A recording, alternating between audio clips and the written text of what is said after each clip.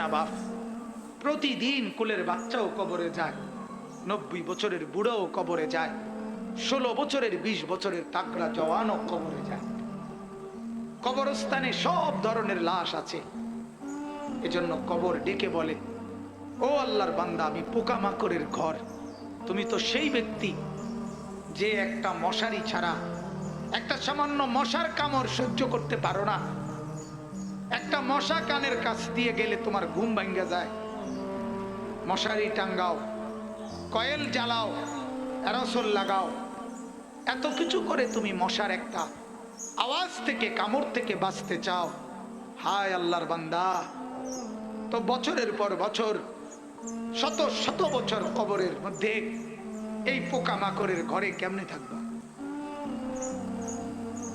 হাদিসের মধ্যে আল্লাহর নবী সাল্লাল্লাহু আলাইহি ওয়াসাল্লাম বলছেন,